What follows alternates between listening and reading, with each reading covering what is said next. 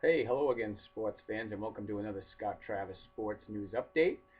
I'm Scott Travis, and tonight, for Friday night, we got a lot of action here in New England sports. We got the Red Sox returning home to Fenway after a 10-game road trip in which they went 4-6. They struggled a little bit at the end in Toronto offensively and lost an extra innings game on Wednesday, and then came back and lost again a tough one, 2-1 yesterday. Jake Peavy looked solid through six, but kind of came a little bit undone in the seventh, and the Jays got the 2 runs then. Unfortunate because it was a pretty good trip that they were able to play ball. They started slow in Houston. They did struggle in Kansas City, so 4-6 at this time on a road trip, not ideal, but you can understand it. It's a long season. Back at home tonight against the Yankees for 3. It'll be interesting to see what kind of reaction with all the new allegations coming out that A-Rod, his group gave up some names in the whole biogenesis clinic scandal. So that'll be interesting. But the Red Sox come in 72-51, still in first place, 2-game lead over the Rays. The Yankees come in at 62-58, try to stay alive in the race. They really have done a noble job of hanging in there all season, considering the amount of injuries they've had and all the distractions. Even with A-Rod coming back and hitting a couple of home runs, he's still A-Rod. He's still a punk. So they have to answer to that every day, and I'm sure the fans will be certainly notched up again, as I mentioned, at Fenway. Tonight, Felix Doubront, who didn't have a good outing the last time, but he's been going 6 innings and giving up less than 3 runs for quality starts, most of his starts in the last month or so. So we're looking for another good start out of him. He's 8-5. He's going to go against Andy Pettitte, the veteran, 42 years old, coming in with a record of 7-9. Again, not having a great year, but he's Andy Pettitte, and he's got a good lifetime record against the Red Sox. So should be a good game. We'll see how it plays out. The Red Sox, if they can, win 2 out of 3 or even sweep the Yanks, would probably finish off the Yanks' chances of any ideas on a division title. But we'll see what happens. The Yankees obviously will come to play, so we'll see how that goes. Now, of course, the Patriots are in action in Foxborough, the second preseason game tonight against the Tampa Bay Buccaneers. The big story out of Foxborough yesterday and the day before was the whole Tom Brady getting knocked down as Adrian Claiborne for the Bucs had pushed Big Nate Soda backwards into Brady. Brady went down. It didn't look good. It looked really bad from the one camera angle of some fan shooting it in practice. It looked really bad. It looked like it could be a serious problem. But Brady came out, did the walkthrough, and the reports are he's looking to go tonight, and we'll see what happens there.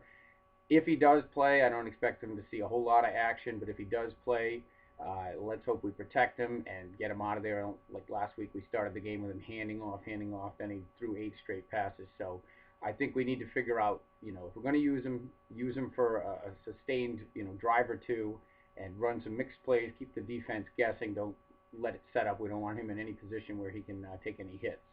But in my judgment, with anything, it's Tom Brady, it's week 2, and he's been able to play against these NFL teams in practice. I wouldn't even play him at all. You do need to see a lot of Ryan Mallett. He got knocked out kind of early in the game last week. We saw Tebow trying to run the Patriots offense struggle, then they came back out with him, and they had him run a little bit more of a read option pistol type thing, and he had some success. I mean, that's what Tim Tebow does well. So we'll see what happens, how they game plan it tonight.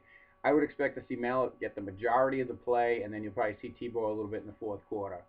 The Patriots need to see if Mallett is the backup, and if he isn't, you might see Tebow get more. If they decide he is not going to be, you might see Tebow get more playing time the next couple of weeks. But of course, other positional battles, the running back position platoon worked pretty well last week between Stephen Ridley, had the first 62-yard run right out of the gate. LeGarrette Blount had a big day, some big yardage, and Shane Vereen catching balls for touchdowns. So, I mean, the running backs look solid. We'll see how that develops. I like the way they use them. They're using everybody for different things, and eventually, hopefully, they can mix them off and use them for, each player have the same set of skills and move it around so that you can vary the offense a little through each guy. So you can keep an eye on that. Other things, the receivers, Kembrell Tompkins looked good last week in the opening game. His first appearance had some grabs, as did Aaron Dobson. Josh Boyce didn't get it on the board, but we'll see if he can bounce back tonight. If Brady's in there, it'll be interesting to see who he's looking for. If not, we'll just see what the other guys can do, playing with quarterbacks who aren't Tom Brady, so you get to really test their skill, seeing if they can make plays on passes that aren't thrown very well.